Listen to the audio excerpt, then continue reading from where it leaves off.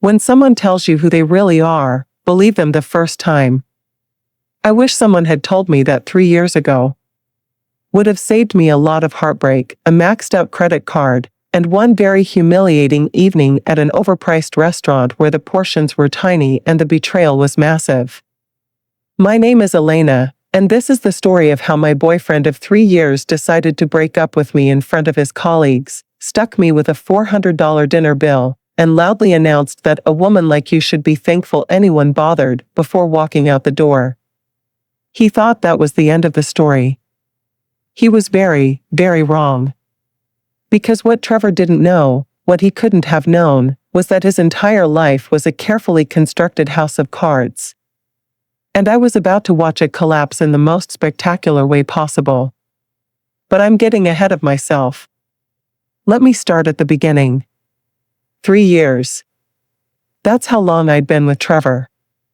Not some summer fling or casual dating situation. 3 actual years.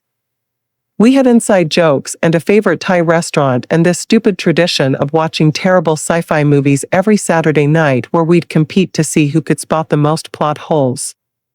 We'd done holidays with both families, awkward Christmas dinners where his mother asked pointed questions about wedding plans, 4th of July barbecues where my dad taught him to grill steaks the right way, birthdays, anniversaries, the whole relationship resume.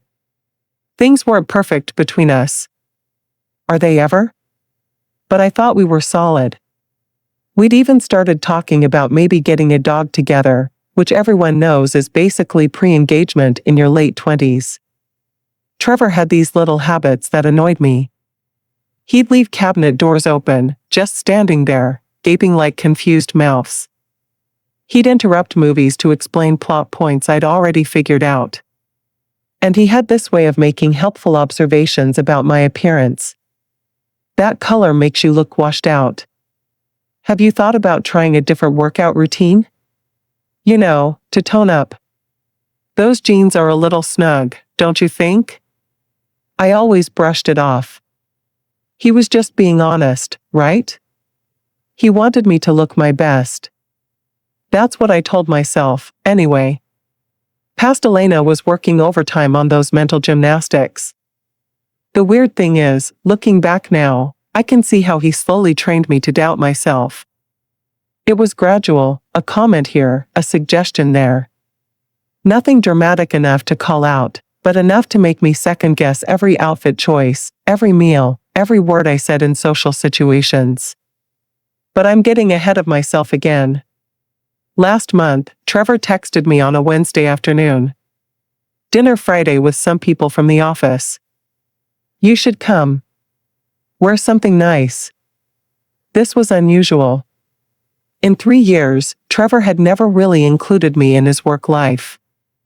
He always said mixing personal and professional wasn't smart, that his colleagues wouldn't be interested in meeting me, that work events were boring and I'd hate them.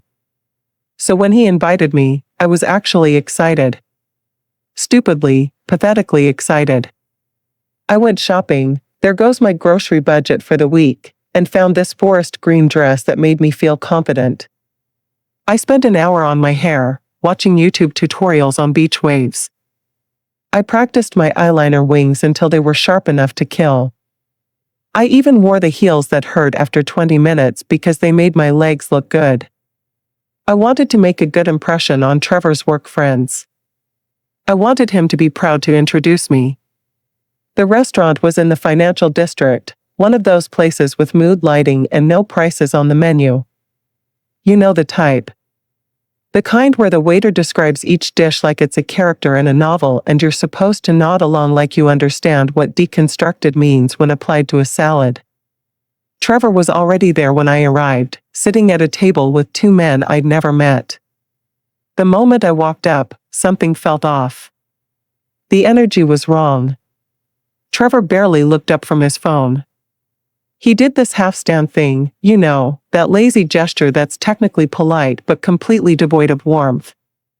"You're late," he said. Not quietly, either. I was 4 minutes late because parking in the financial district is a nightmare designed to break your spirit. "Sorry, I couldn't find." We already ordered appetizers. He cut me off and gestured vaguely at the chair beside him. I sat down, feeling my face flush. His colleagues, Nathan and Marcus, I learned later, exchanged a look. The kind of look that said they already knew something I didn't. Trevor glanced at my dress. Oh. You wore that. Just like that. Flat. Loud enough for the table to hear. Oh. You wore that. For the record, I looked good. I knew I looked good because 3 strangers had complimented me on my way from the parking garage.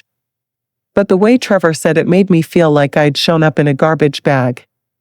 Is there a dress code I missed? I tried to laugh it off.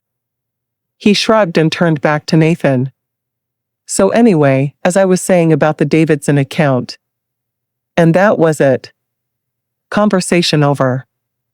I'd been dismissed. The next 90 minutes were a masterclass in humiliation. Trevor and his colleagues talked about work, projects I'd never heard of, people I didn't know, industry jargon that might as well have been a foreign language. Every time I tried to contribute to the conversation, Trevor either talked over me or explained why I was wrong. At one point, Nathan asked me what I did for work. I'd barely gotten out I'm a graphic designer at, before Trevor interrupted. She does freelance stuff. Social media graphics, mostly. Not like real corporate work. He waved his hand dismissively. Different world. I'd been a senior designer at a boutique agency for 5 years. I'd won awards. My work had been featured in design magazines. But according to Trevor, it wasn't real corporate work. Nathan looked uncomfortable. Marcus suddenly became very interested in his phone.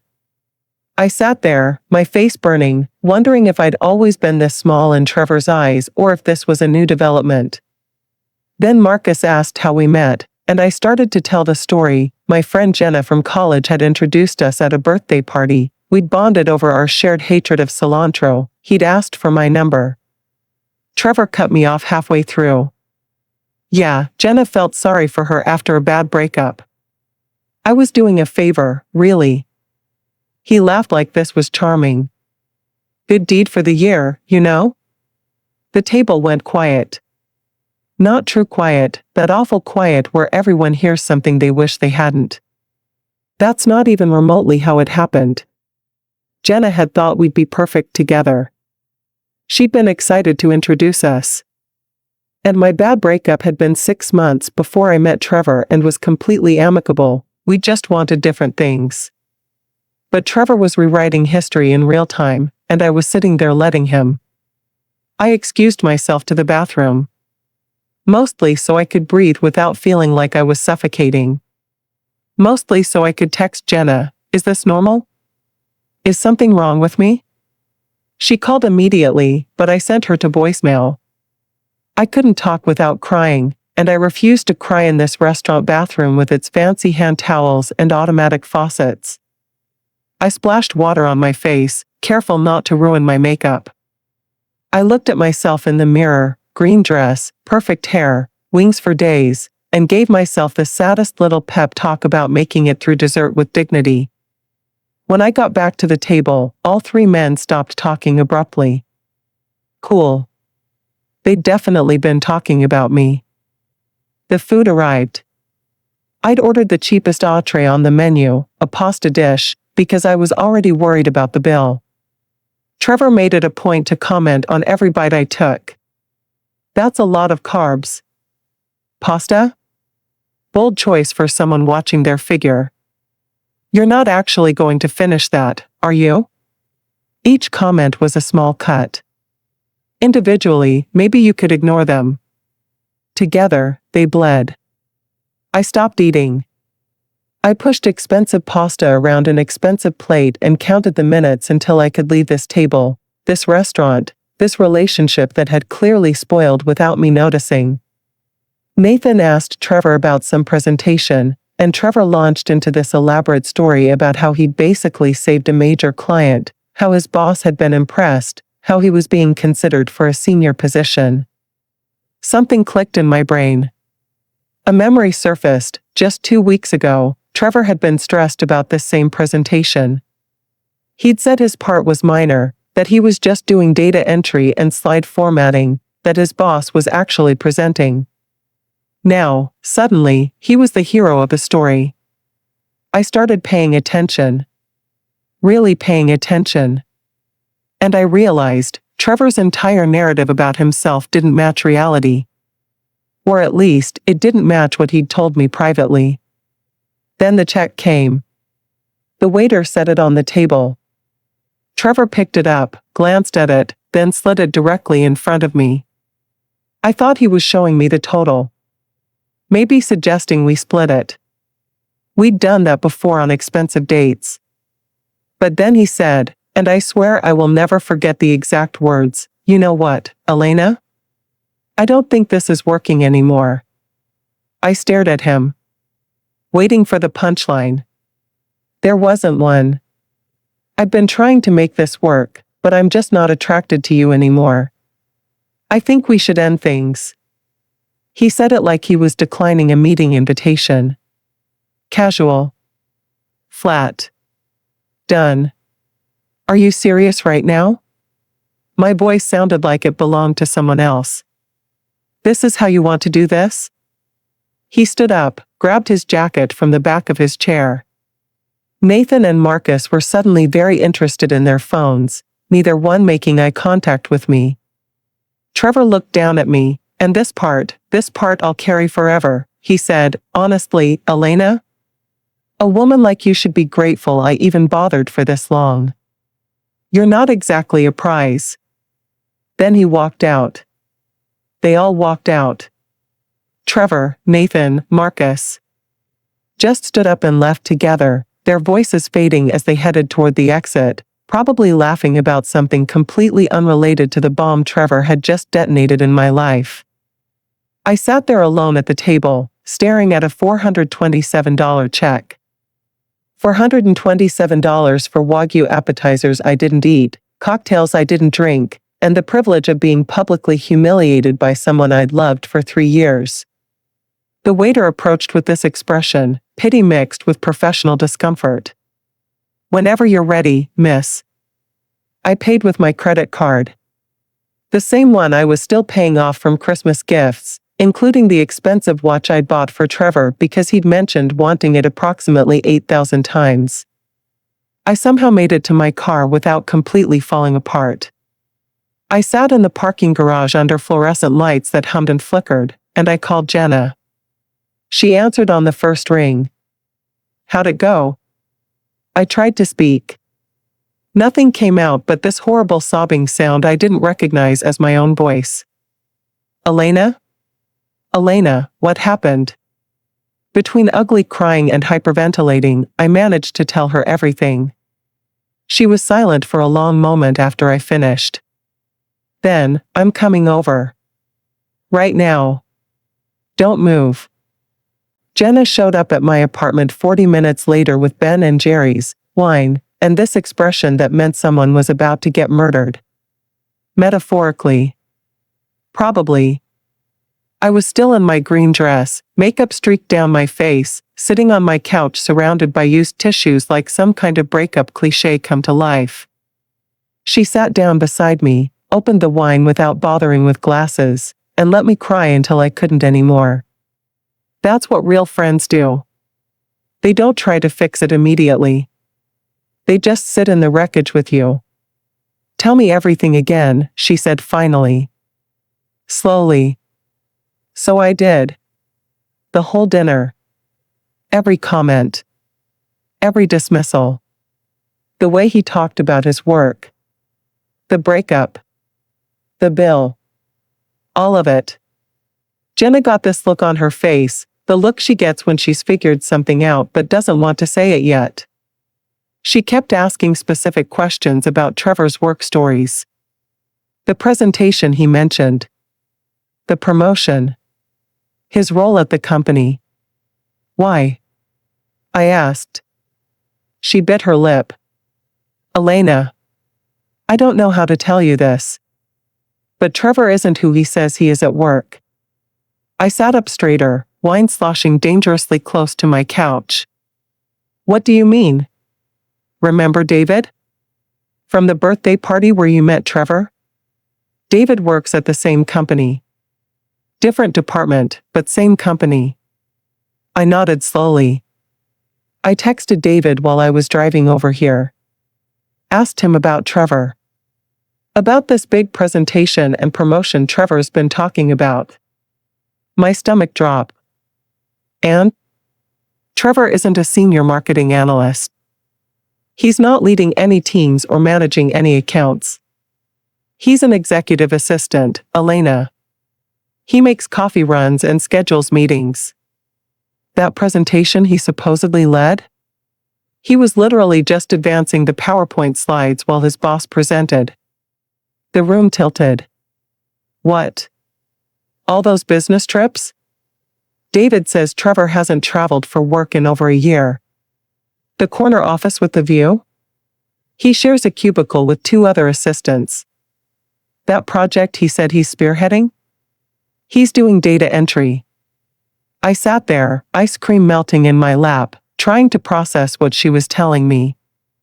3 years. 3 years of Trevor talking about his career, his achievements, his trajectory. 3 years of me being proud of him, supporting him, listening to his work stress. All lies. But why? I finally managed. Why would he lie about all of that? Jenna shrugged. Ego? Insecurity? Maybe he's a pathological liar.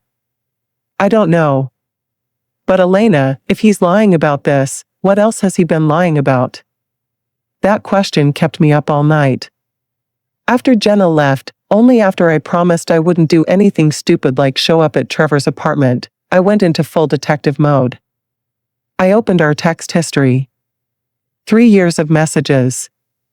I started reading backward, looking for inconsistencies I'd missed. They were everywhere. Comments about money that didn't add up. He'd always said he was between paychecks when I'd covered dinner, but David had confirmed Trevor's salary was consistent. Times he said he was working late, but his Instagram location showed him across town at a bar. Photos he'd posted in his office that I now recognized were from the company's website, professional shots taken for recruitment materials. Stories about coworkers that contradicted each other depending on when he told them. I couldn't sleep. I kept replaying that moment in the restaurant, not just the breakup, but everything leading up to it. The way he'd talked about his job with such authority. The way Nathan and Marcus had let him lie. Had they been in on it? Did they know Trevor was just an assistant pretending to be their equal? At 3:47 a.m., my phone buzzed with a text from an unknown number. Hey, this is David. Jenna gave me your number, hope that's okay. There's some stuff about Trevor you should probably know. Can we talk tomorrow? I stared at that message until the screen went dark. Then I stared at the ceiling until the sun came up. I met David for coffee the next afternoon at a place near his office. He showed up in business casual, looking uncomfortable, like he was about to confess to a crime. Thanks for meeting me, he said, ordering an elaborate coffee drink that had at least 7 words in its name. I wasn't sure if I should reach out, but Jenna said you'd want to know the truth. I do, I said, gripping my plain black coffee like a lifeline. Tell me everything. David took a deep breath. Trevor's been a problem at work for a while. He's been taking credit for other people's projects. Lying about his contributions. We've all noticed it, but it's hard to prove, you know? He's careful about it. My stomach twisted. What do you mean?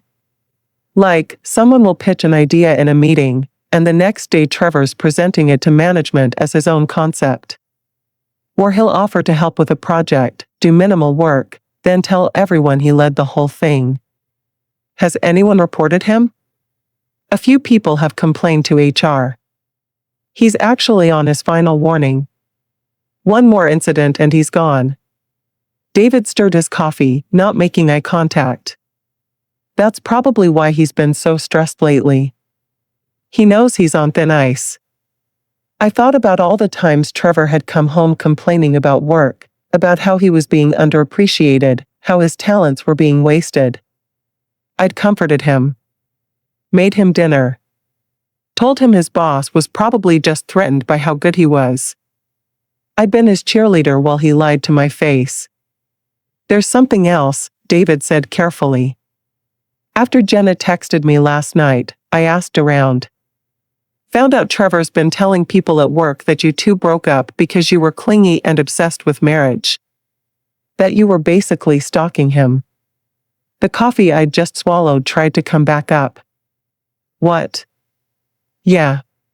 He's been saying that for a few weeks, apparently. Before the actual breakup. Like he was laying groundwork or something. I sat back in my chair, head spinning. Why would he do that? David shrugged. Honestly? I think he needed a story that made him look good. Trevor's whole thing is image. He can't just be a guy who broke up with his girlfriend. He has to be a victim, or a hero, or something special. We talked for another hour. David filled in more gaps, more lies, more instances of Trevor manufacturing a reality that didn't exist. By the time I left that coffee shop, I had a completely different picture of the man I'd dated for 3 years. The man I'd thought I knew didn't exist. Trevor had been playing a character, and I'd been his audience. That night, I got a call from Trevor's mom, Margaret. I almost didn't answer. How do you talk to someone's mother after they publicly humiliate you? But Margaret had always been kind to me, remembering my birthday, asking about my work, treating me like I already part of the family. Elena, honey, she said when I answered. I heard you and Trevor had some kind of disagreement? Disagreement. As if he hadn't demolished my self-worth in a public restaurant. We broke up, I said carefully, trying to keep my voice neutral. Oh. She sounded genuinely surprised. He didn't mention that. He just said you'd had a small fight but everything was fine. In fact, he said you were coming to his birthday dinner this Saturday. I nearly choked on nothing. I'm sorry, what? His birthday dinner. This Saturday. At our house. The whole family's coming. Trevor said you had some exciting news to share with everyone. My brain short-circuited. Trevor had told his family we were still together. Not only that, but we apparently had exciting news, which, knowing Trevor's ego, probably meant he was planning to tell them we were engaged or moving in together or some other fiction that made him look good. Margaret, I need to be honest with you, I started, but she interrupted. Oh, don't worry about bringing a gift, honey. Your presence is present enough. She laughed at her own joke. We'll see you Saturday at 6 o'clock? I hung up in a daze. Jenna, who had basically moved into my apartment at this point because she didn't trust me to be alone with my thoughts, looked at me with wide eyes. He told his family you're still together? Apparently. And he invited you to his birthday dinner? Apparently. We stared at each other for a long moment. Then, simultaneously, we smiled. Are you thinking what I'm thinking? Jenna asked. I'm thinking Trevor's about to have a very interesting birthday dinner. We spent the next 3 days planning. Not revenge exactly, just truth. Trevor had spent years lying to everyone around him. It was time for all those lies to meet each other in the same room. David was in on the plan too. He'd need to come up with a reason to stop by Trevor's parents' house during the dinner, maybe to drop off some urgent work documents Trevor needed to sign. Completely innocent. Completely professional. Completely devastating when combined with everything else we had planned. Saturday arrived. I spent the morning oscillating between determination and terror. What if this backfired? What if his family took his side? What if I walked in there and just froze? Jenna talked me through it while helping me pick an outfit.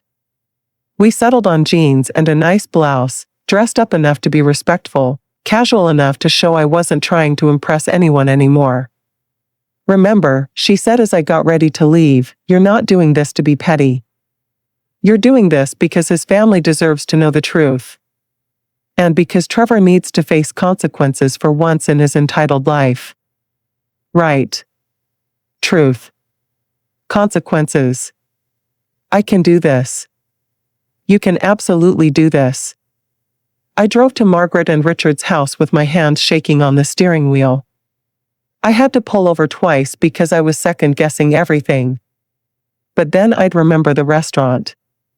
The way Trevor looked at me. The things he said. The bill he stuck me with. "A woman like you should be grateful I even bothered." My hand steadied.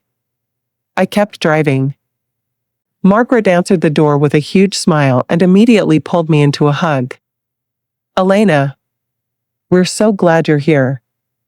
Come in, come in."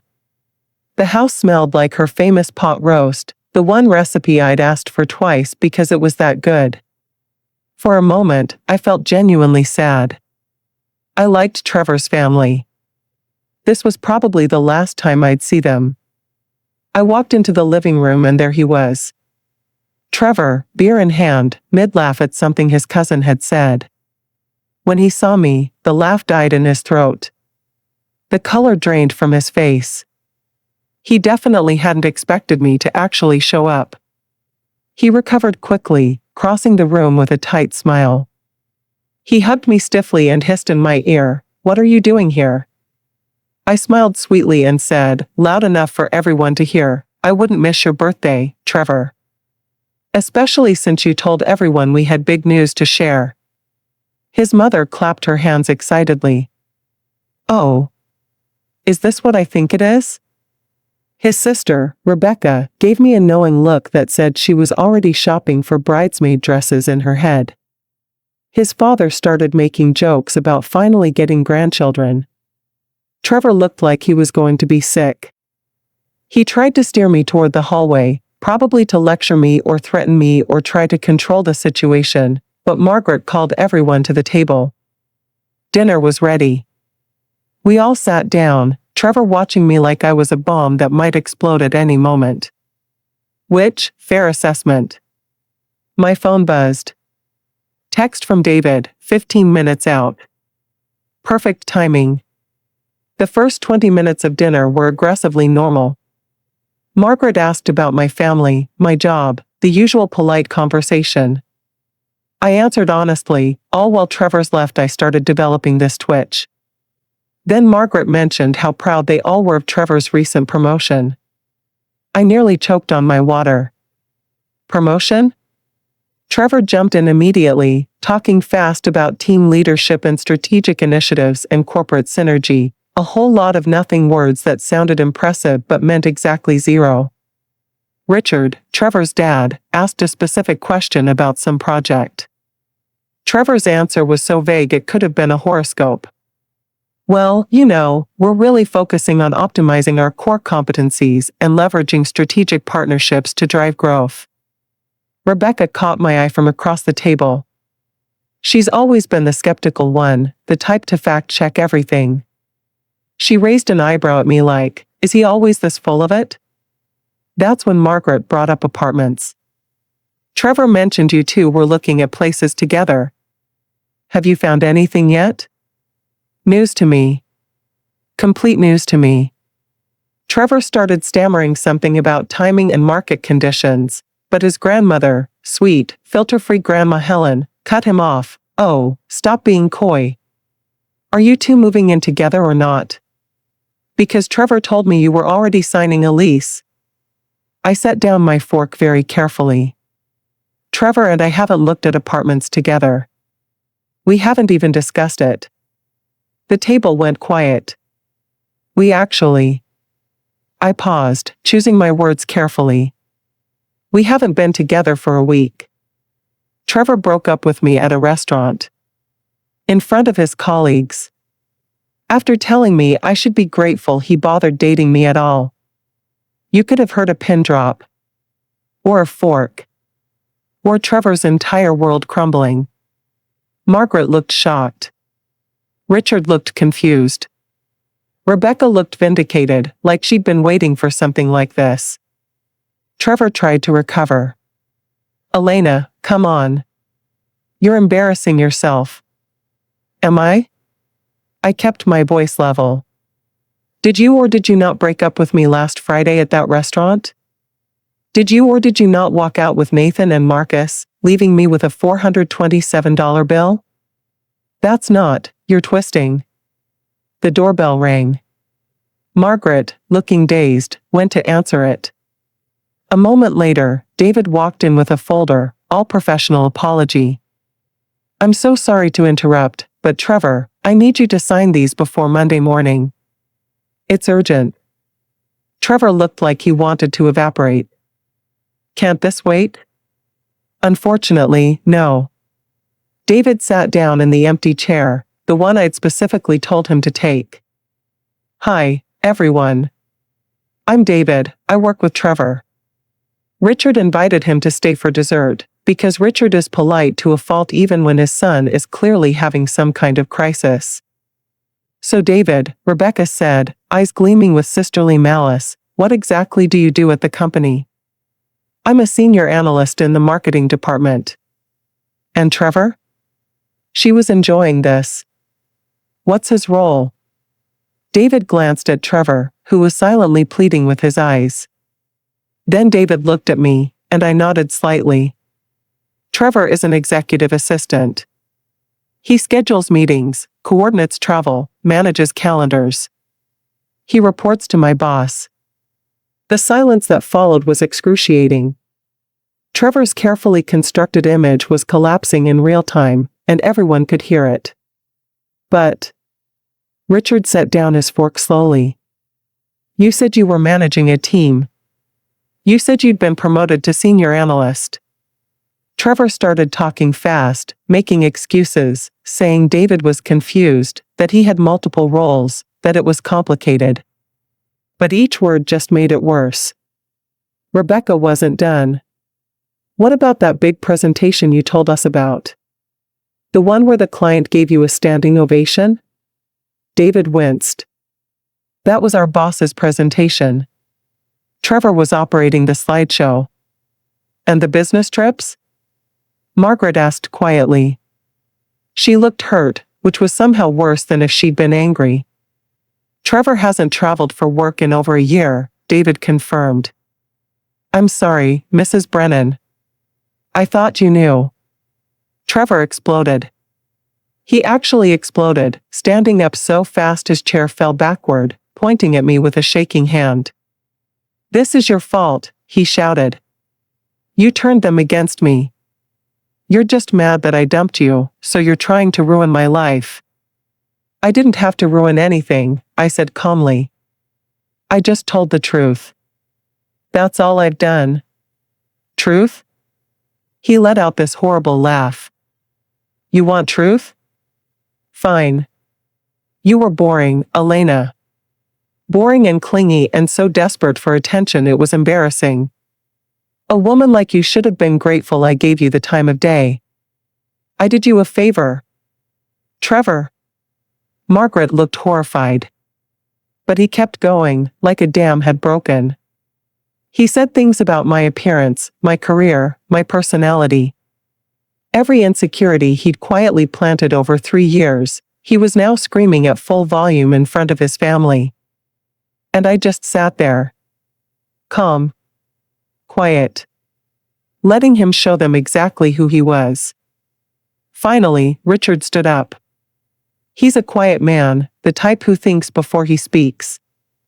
That's enough. We need to have a family discussion. About honesty. Honesty? Trevor grabbed his jacket. You want honesty? Fine. I'm sick of pretending to be someone I'm not. I'm sick of this family's impossible expectations. And I'm sick of everyone acting like I'm the problem when she's the one who. He grabbed his water glass and slammed it down so hard it shattered. Water and glass exploded across the table. Everyone froze. Trevor looked around at his family, his mother's hurt expression, his father's disappointment, his sister's disgusted head shake, his grandmother's sad eyes, and bolted. Literally ran out the front door, slamming it so hard that a picture frame fell off the wall and cracked. The house was silent except for the sound of his car peeling out of the driveway. After Trevor left, something strange happened. His family didn't ask me to leave. Instead, Margaret insisted we all have birthday cake. So we sat there, me, Trevor's family, and David, eating chocolate cake while the birthday boy had a meltdown somewhere else. In any other context, it would have been the most awkward thing ever. But somehow, it wasn't. Margaret apologized at least 30 times. Rebecca hugged me and whispered thank you in my ear. Richard looked exhausted, like he'd been holding up a heavy weight and finally realized he could put it down. After cake, I helped Margaret clean up in the kitchen. She kept apologizing, saying she had no idea Trevor had been lying, that she didn't know where they'd gone wrong. It's not your fault, I told her honestly. Trevor made his own choices. Were there signs? She asked quietly. Things we should have seen? I thought about that. Maybe. But Trevor's really good at showing people what they want to see. That's kind of his whole thing. When I was getting ready to leave, Richard pulled me aside. He thanked me for my honesty, apologized for his son's behavior, and looked so genuinely defeated that I felt bad for him. David walked me to my car. That was intense. That's one word for it. For what it's worth, Trevor's probably getting fired this week. HR just needed one more incident, and a social media meltdown last night sealed it. Social media meltdown? David showed me Trevor's Instagram. After the dinner explosion, he'd gone on this unhinged rant, posting about betrayal and fake friends and how everyone was jealous of his success. He'd tagged half the people from work. He'd even mentioned the company by name. Yeah, that's a fireable offense, I said. That's what I said. David put his phone away. I'm sorry you had to deal with him. For 3 years, no less. I'm sorry I didn't see it sooner. I drove home, emotionally exhausted but weirdly at peace. I thought I'd feel guilty or cruel or something. Instead, I just felt free. The next few weeks were a blur of adjustment. Trevor sent me a series of increasingly unhinged text messages, angry ones, sad ones, nostalgic ones about the good times we'd had. I saved them all but never responded. He created fake Instagram accounts to message me. They were so obviously him, same typos, same phrasing, same everything. I blocked them all. He showed up at my apartment building once. The doorman called me before letting him up, and I told him to tell Trevor I wasn't home. Trevor left a note under my door about how I'd ruined his life, with 3 spelling errors and a coffee stain. I kept that too, just in case. Then, about a month after the birthday dinner, I ran into him at the grocery store. I was in the produce section, debating between 2 identical-looking avocados, when I looked up and there he was. Trevor. Looking like he hadn't slept in days, holding a basket with just cereal and beer in it. We made eye contact. For a second, I thought he might make a scene. Instead, he just turned around and walked away, leaving his basket right there in front of the organic lettuce. That was 3 months ago. According to David, who I still grab coffee with occasionally, Jenna is convinced we should date, but we're genuinely just friends. Trevor moved back in with his parents after getting fired. Then he moved to Denver to live with his uncle and start fresh. His social media has gone quiet. No more posts about success or grinding or knowing your worth. Just silence. As for me, I'm doing good. Better than good, actually. I redecorated my apartment, got rid of everything that reminded me of Trevor and filled the space with things I actually like. My design work is going well. I actually got promoted last month, which felt like the universe saying, "See, you were fine all along." I still have trust issues. I probably will for a while. When you date someone for 3 years and discover they were essentially playing a character the entire time, it makes you question your judgment. But I'm also weirdly grateful. Not for dating Trevor, definitely not for that. But for learning the difference between competence and arrogance, between honesty and performance, between someone who loves you and someone who loves having you as an audience. Trevor taught me something valuable, even if he didn't mean to. When someone shows you who they are, believe them. And if they're working that hard to convince you they're someone else, there's probably a reason. Looking back, I'm not angry anymore. I'm not hurt. I'm just relieved I found out when I did, before I moved in with him, before I merged my life even more deeply with his. Imagine marrying someone only to discover 3 years later, or 10, or 20, that you never actually knew them at all. The strangest part? I ran into Nathan a few weeks ago. One of Trevor's colleagues from that nightmare dinner. He was at a coffee shop, and he actually came up to me to apologize. That night at the restaurant, he said, looking genuinely uncomfortable. I should have said something. I should have called him out. I'm sorry I didn't. I appreciated that. Not many people have the courage to acknowledge when they were complicit in someone else's cruelty. He told me that he and Marcus had both distanced themselves from Trevor after that night. That they'd realized Trevor had been using them, name-dropping them to seem more important, lying about their projects, making it seem like they were all best friends when really, they barely knew him. He does that, Nathan said. He collects people like props. Uses them to build whatever story he's telling about himself. That's exactly what Trevor had done with me. I wasn't his girlfriend. I was a supporting character in the movie he was making about his own life. So here's what I learned from dating a pathological liar for 3 years and having the most humiliating breakup of my life. First, trust your gut. There were so many moments when something felt off about Trevor's stories, but I talked myself out of my own instincts. I chose to believe him because it was easier than confronting the possibility that he was lying. Don't do that. If something feels wrong, it probably is. Second, pay attention to how someone treats you in public. Trevor could be charming one-on-one, but the moment there was an audience, he became someone else entirely. That's not nerves or social anxiety. That's someone who values other people's perception more than your feelings. Third, and this is the big one, you can't build a real relationship with someone who's performing a character.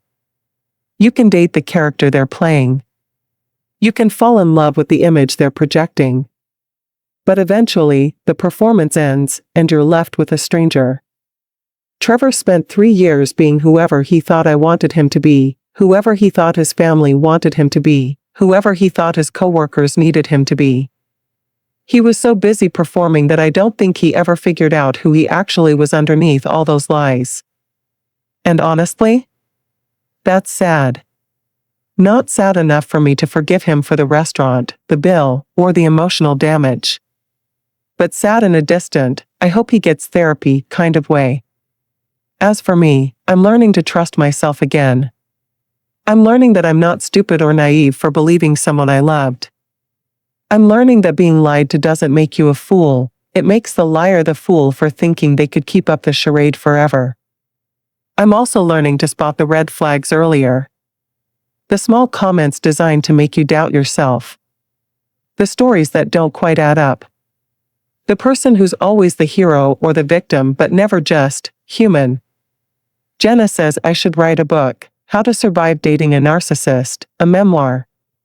I laughed, but honestly, maybe someday I will. For now, I'm just focused on rebuilding. Figuring out what I actually want in a relationship instead of what I thought I was supposed to want. Learning to be happy on my own before I try to be happy with someone else. And you know what? I'm getting there. Slowly but surely, I'm getting there. Last week, I went on a date. Just coffee, nothing serious, with a guy named Alex who my friend set me up with.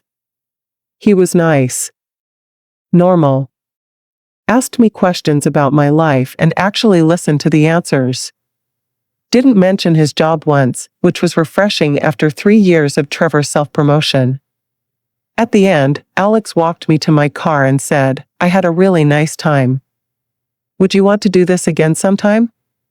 And instead of immediately saying yes because I was afraid of being alone, instead of overanalyzing whether he really meant it, instead of wondering if I was good enough, I just said, "Yeah. I'd like that." Small progress.